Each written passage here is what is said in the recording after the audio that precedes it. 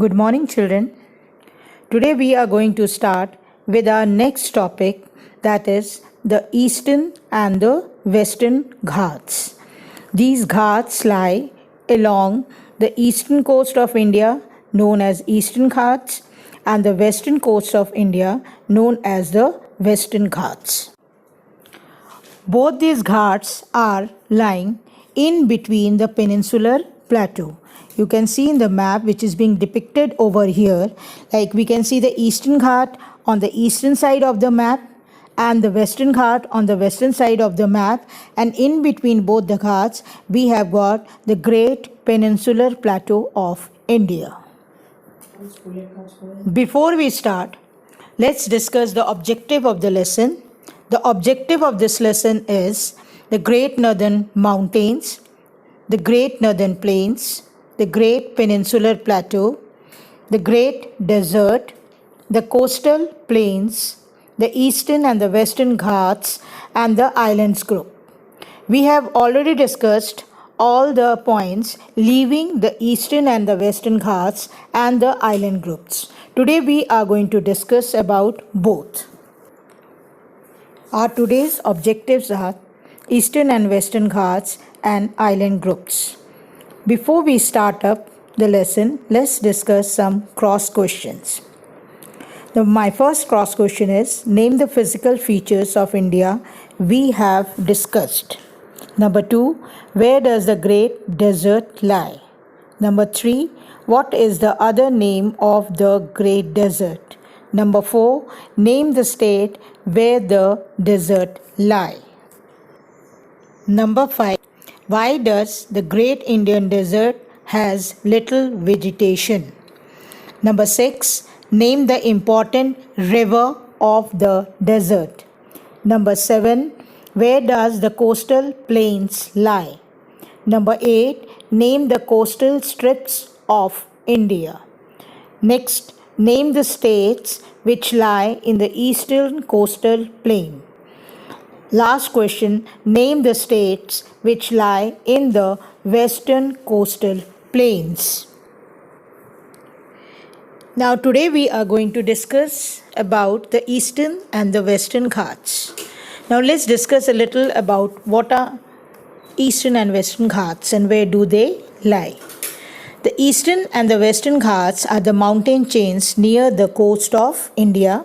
As you can show, the map is depicting both the ghats with arrows.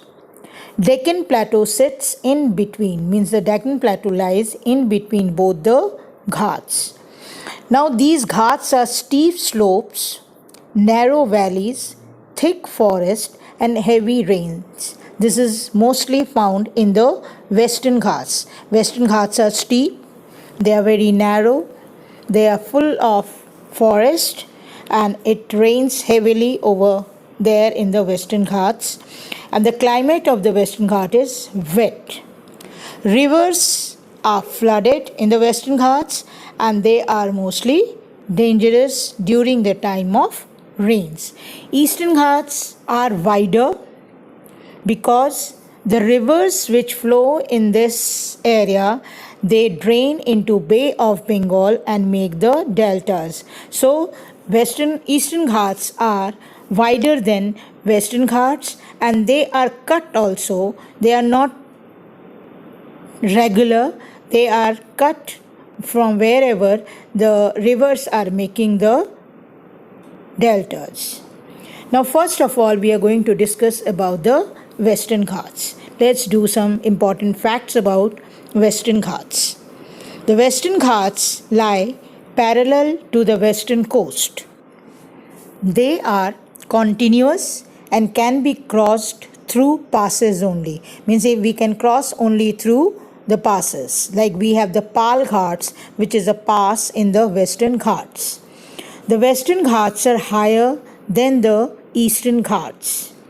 Their average elevation means height, is 900 to 1600 meters. The Western Ghats cause orographic rain by facing the rain-bearing moist winds to rise along the western slopes of then Ghats.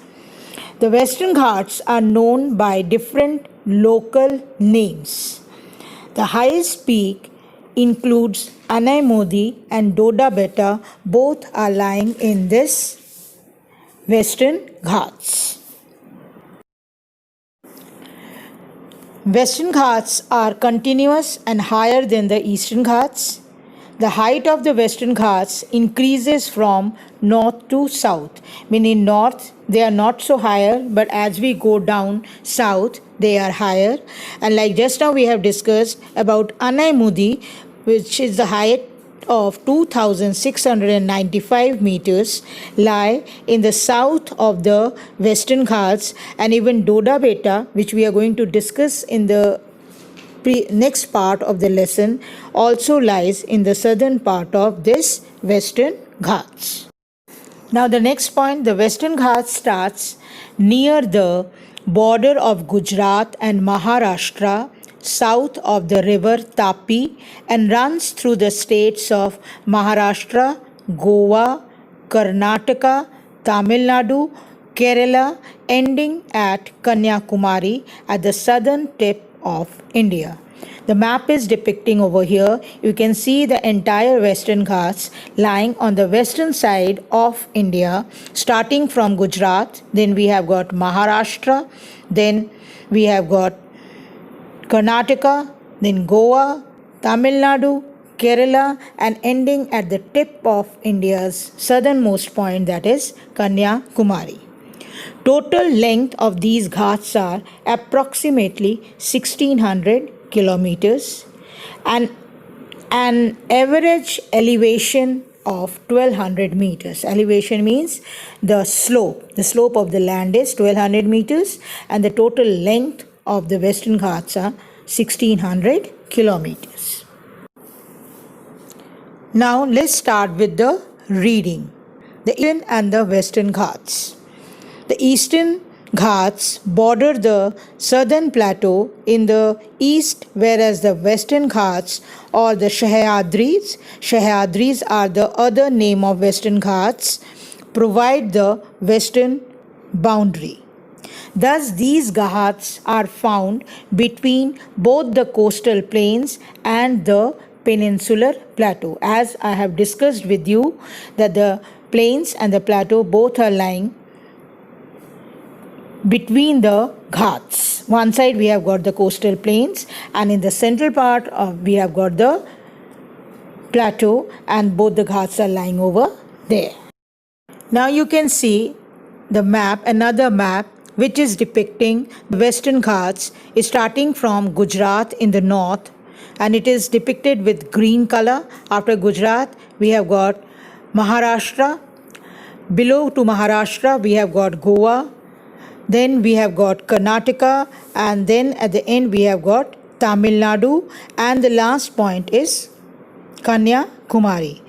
This ghat is also known by different names. Like this, the other name of these ghats are Sahyadris. They are also called the Sahyadris. And this map is also depicting the highest point of this ghat, which is lying in the southern part, like Kudrmukh, Talchevari, Nilgiris, these are the mountains, Anamalai, Periyar, and Agasthamalai.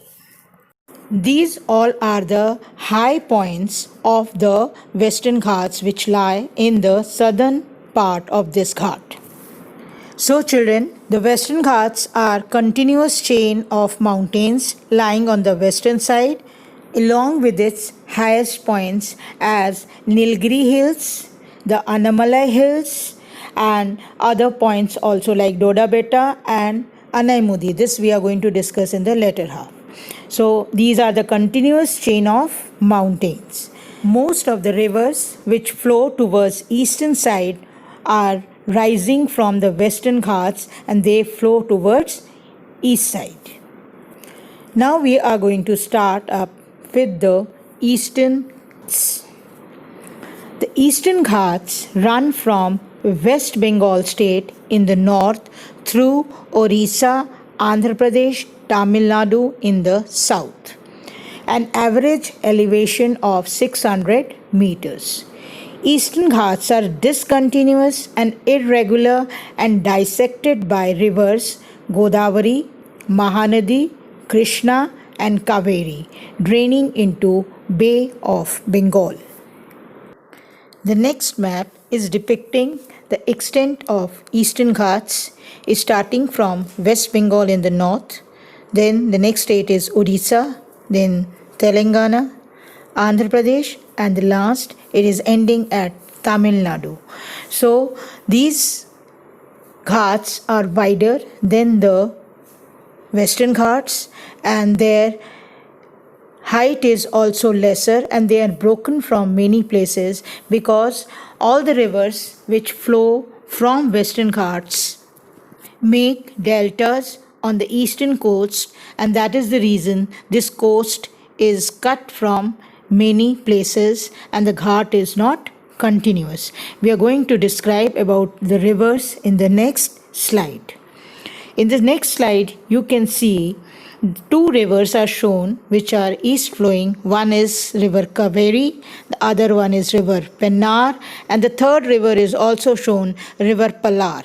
All these are the east flowing rivers. Let's start with the reading. The Eastern Ghats are lower than the Western Ghats. They rise gently from the coast. The northern part of eastern coastal plain is called the Northern Sarkar and the southern part is called the Coromandel coast. So the Ghats are being named. The northern part is known as Northern Sarkar and the southern part is known as the Coromandel coast. Rivers such as Mahanadi, Godavari, Krishna and Kaveri have formed fertile deltas along the eastern Ghats. As these all rivers rise from the Western Ghats, they flow towards the Eastern Ghats and they make deltas at the mouth of their rivers before they end up in Bay of Bengal. I'm going to show you in the next map. Now this map is depicting the rivers. Now you can see in the north we have got the Mahanadi basin. Then next to Mahanadi basin we have got the river Godavari and its basin. Next is river Krishna's basin and last we have got river Kaveri's basin. These are the four most important rivers which flow in the southern part of India and make huge deltas which are good for growing the crops. Now in this map we can also see two important lakes. Lake Chilka, which is in Orissa, and Lake Pulicat, which is in Andhra Pradesh. These are the two backwaters lagoons of India. Now in the next map you can see the two parts of the Eastern Ghats, that is the Northern Sarkars, which is in the northern part of Ghat, and the Coromandel coast in the southern part. Now we will be discussing about the peaks of Eastern as well as Western Ghats. Let's do the reading. Mahendragiri 1500 meter is the highest peak of the Eastern Ghats, while Anaimudi with 2695 meter is the highest peak of the Western Ghats. Now children, this picture is depicting the famous Jain temple which is situated in Eastern Ghats in Mahendragiri, which is the highest peak of Eastern Ghats. The other picture is also showing the peaks of Mahendragiri, which is situated near Orissa, and it is a famous tourist spot and people visit over here. Now we are going to discuss the places which are famous in the Western Ghats. The first one is the Anaimudi peak, and this we can see from city of Munnar. It is the highest peak of Western Ghats and people visit, and this is a very famous spot for seeing the greenery. The other picture is also depicting the highest peak of Western Ghats, that is Anaimudi, and which is situated in the Western Ghats. It is also famous tourist spot. Now you will be seeing the highest peak of the Nilgiris, that is Doda Beta. Doda Beta peak is the highest peak of Nilgiris and which is situated in the southernmost hill station, very famous hill station, that is Ooty. Ooty is where Doda Beta peak is visible. And this map is depicting where Doda Beta is situated, and the hill station of Ooty also you can see where it is situated. It is written over here as Udaga Mandalam, what is the actual name of Ooty. Now you will be seeing Matapitti Dam, which is situated in Munnar, and it is one of the famous dams of Munnar as well as a tourist spot. Let's do the reading. The Western Ghats are almost continuous, while Eastern Ghats are broken and uneven. This we have already discussed so beforehand. The map here is also depicting the same, that the Western Ghats are continuous, while the Eastern Ghats are not continuous and they have broken from place to place due to the deltas of the main important southern rivers. This map I have already discussed is depicting all the deltas of the southern rivers. Now we are going to discuss what is the difference between the Eastern and Western Ghats. This is an extra knowledge we are going to read. The Eastern and the Western Ghats are long mountain chains near the coast of India. We see the Ghats form a very large V on a map. The Western Ghats are higher than the Eastern and have steep slopes, narrow valleys, thick hardwood trees and heavy rain. These all are the speciality of the Western Ghats. The other hand, the Eastern Ghats are not as wet as the Western and have several rivers flow through the green mountains and make their deltas at the mouth. Now we are going to see why Western Ghats are so important. These are the home to over 5,000 species of flowering plants, 139 mammal species, 508 bird species, and 175 amphibian species are found in the Western Ghats. 84 amphibian species, 16 bird species, 7 mammals, 1,600 flowering plants are not found elsewhere, leaving Western Ghats. And this is the reason in 2012, as many as 39 places in Western Ghats were declared as World Heritage Sites by UNESCO. So these are the World Heritage Site which is being declared by UNESCO due to its biodiversity and different kinds of flora and fauna found over here. This, we are coming to an end of the Western and the Eastern Ghats. I hope you have understood the points. Now we are going to start with the next point, that is our island groups. The island groups of India. As you all know, India is having two groups of islands, one situated in Bay of Bengal and the other one is in Arabian Sea. Andaman and Nicobar Islands are situated in Bay of Bengal and Lakshadweep Islands are situated in the Arabian Sea. Both these island groups are of different origin. Lakshadweep Islands are coral islands, whereas the Andaman and Nicobar Islands are the volcanic islands. So we are going to study about Lakshadweep Islands first. The Lakshadweep Islands.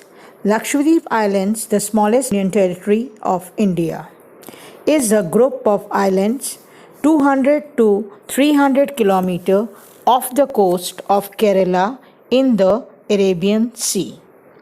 It's located in 8 degree and 12 degree north latitudes and 71 degree and 74 degree east longitudes.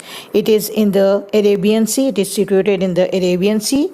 These islands are coral islands and they are very near to Kerala, only 200 to 300 kilometers away from Kerala, and these are the smallest union territory. Now we are going to discuss what are corals. Coral reefs are built from the remains of stony or hard shells of corals. Reefs cover over 1 lakh square miles of world's shallow marine areas, located in shallow tropical waters. They grow gradually as the organisms that form their living surface multiply, spread, and die, adding their limestone skeletons to the reef. So, these limestone skeletons cling with each other and they get hardened. And as they get hardened, the reef is formed. And this type of islands, we have one in Lakshadweep Islands over here in India. The other most famous coral islands or coral barriers are in Australia, which is known as the Great Barrier Reef of Australia. Now, there are 36 coral islands that constitute Lakshadweep Islands. Only 10 are inhabited and only 6 have been opened for tourism. That means that out of 10 inhabited islands, only 6 are there for the tourism. Their total land area is 32 kilometers square. These islands formed of coral deposits are called atolls. Atolls are circular or horseshoe shaped coral reefs which are found around. Now let's do the reading. The Lakshadweep Islands are situated in the Arabian Sea. They are known as coral islands because they are formed on corals. They consist of large number of coral islands. In fact, corals are the skeleton of tiny marine animals called polyps. When the living polyps die, their skeletons are left and the other polyps grow on top of these skeletons. Hence, it grows higher and ultimately take the shape of an island. And hence, they form the coral islands. The Lakshadweep Islands have 35 islets. These islands lie 200 to 300 kilometers off the coast of Kerala in the Arabian Sea. These are coral islands. Now let's discuss some other points also. Kavaratti is the administrative headquarters of Lakshadweep Islands. This island group has great diversity of flora and fauna. Means the flora, the vegetation and the animals, they are of different kinds.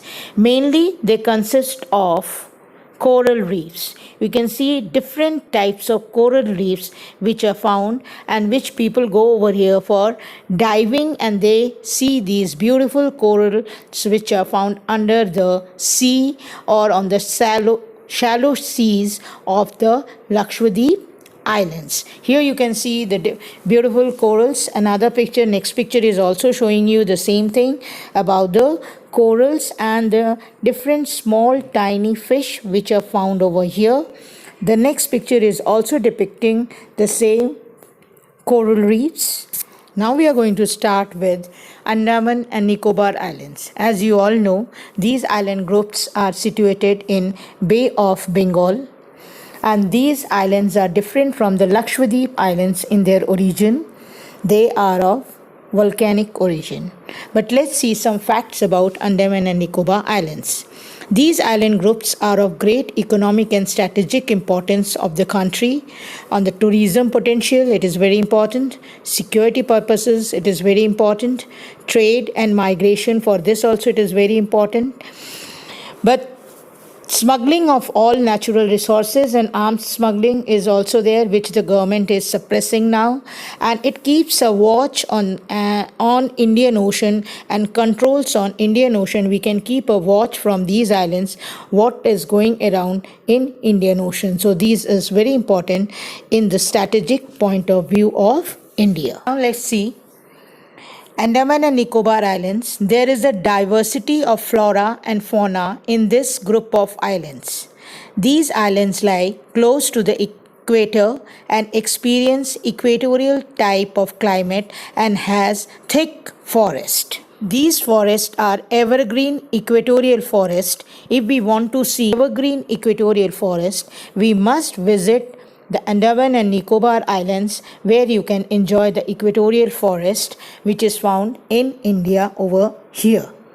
Now, next point, let's see that they are submerged hill ranges. Some of them are of volcanic origin. Means these island groups are submerged hills and they are of volcanic type. I have already told you that these islands are volcanic islands, and the only active volcano, if you want to see, that is the Barren Islands, which is one of the islands in the Andaman and Nicobar Islands, which you can see, which erupts now also. Do the reading. The Andaman and Nicobar Islands lie in the Bay of Bengal. They have 572 islands and islets. Most of these islands are volcanic in nature. The Barren Islands of Andaman and Nicobar is the only active volcano of India, which erupted in May 2005. The Andaman and Nicobar Islands are located 1,255 kilometers away from Kolkata. So these are the islands which are volcanic in nature, and in these islands we get the active volcano of India, that is the Barren Islands.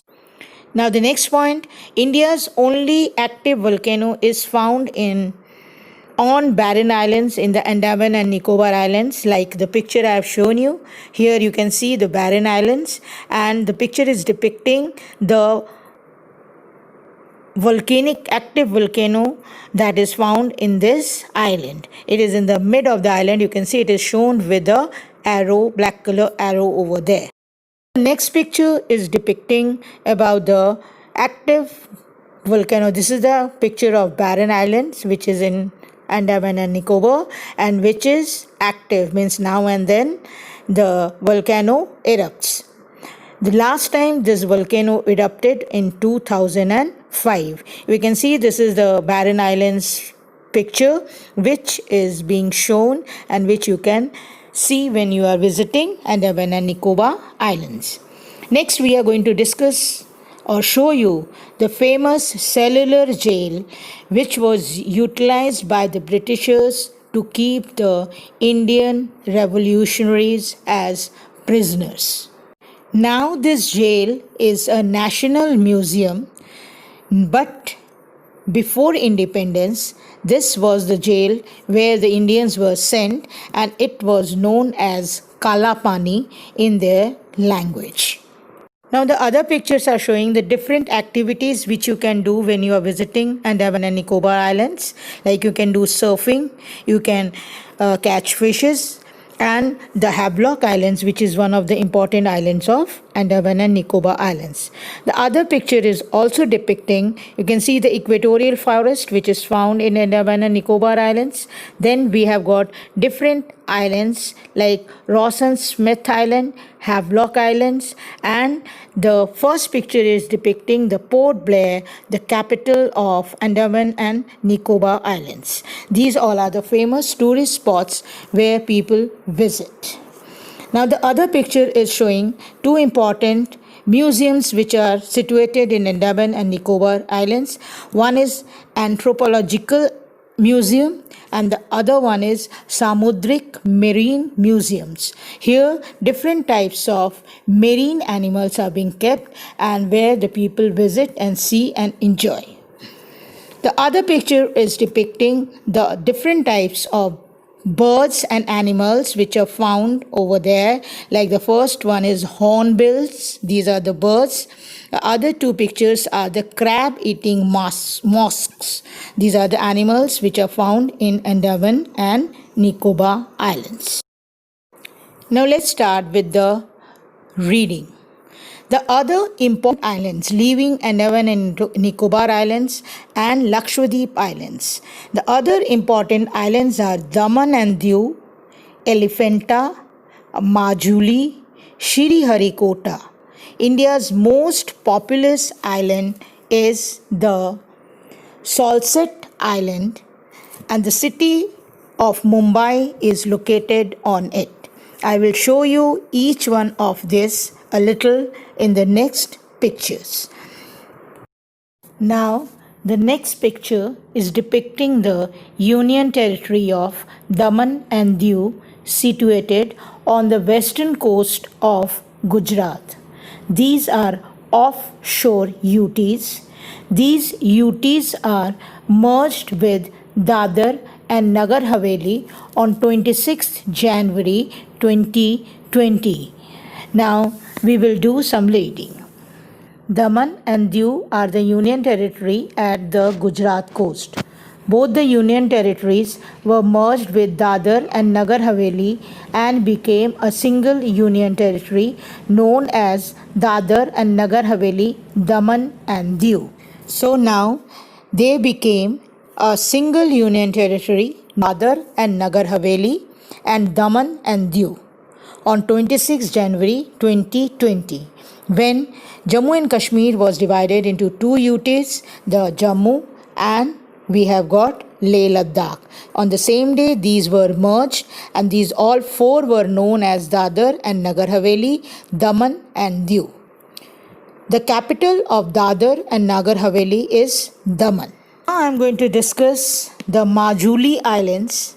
These islands are found in between the river. This is a speciality about these islands. These are found in between the river Brahmaputra in Assam.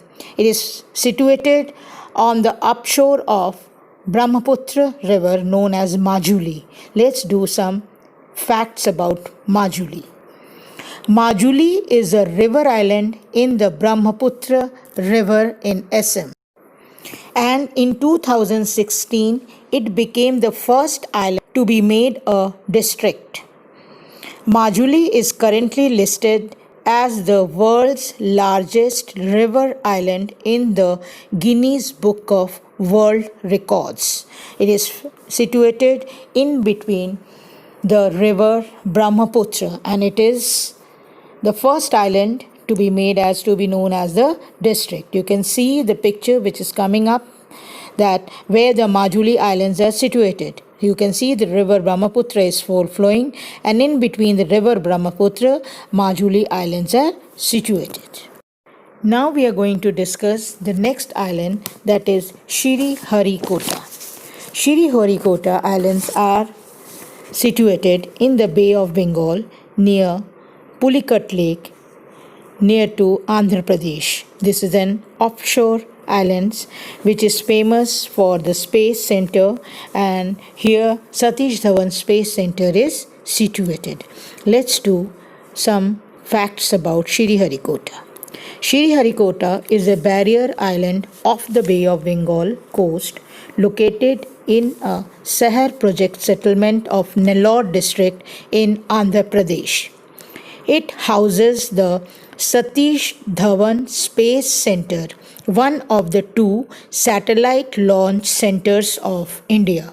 That means from here, the Indian satellites which are sent to the space are being sent from here only, and this is one of the very famous center for launching the spacecrafts. Now this map is depicting Sriharikota, how the entire islands is divided into a space launching center. Like you can see, the first is the technical area, the second is the explosive storage area, the third is sounding rocket pad. Here the rockets are being kept. The fourth one is PSLV pad, from where the rockets are being launched, and the last point is SLV pad. From here also the rockets are being launched. At the last phase of our lesson, and the last island group is the Salsette Island. The Salsette Islands are the famous islands which is situated off coast of Arabian Sea. And here you can see the one of the famous cities of India, which is known as the economic hub which is also known as Bollywood hub, is situated. That means we are talking about the city of Mumbai, which is situated on Salsette Islands. Salsette Island is an island in the state of Maharashtra on India's west coast. The metropolis of Mumbai and cities of Thane and Mira Bhadra lies on it, making it very populous and one of the most densely populated islands in the world. So this is the most famous islands which is there, and the most famous city of India is also situated over here, that is Mumbai. With this, we are coming to an end of our chapter. Do your work and revise the lesson properly. I will be mentioning the homework for you. Do the homework and do the maths neatly on your fair copies. This is a written homework. Do the following question on copy. Describe the coral islands of India. Write in detail. Write a note on the island groups of India. Do both these questions on your copy neatly and clearly. I hope you understood the lesson. Thank you very much.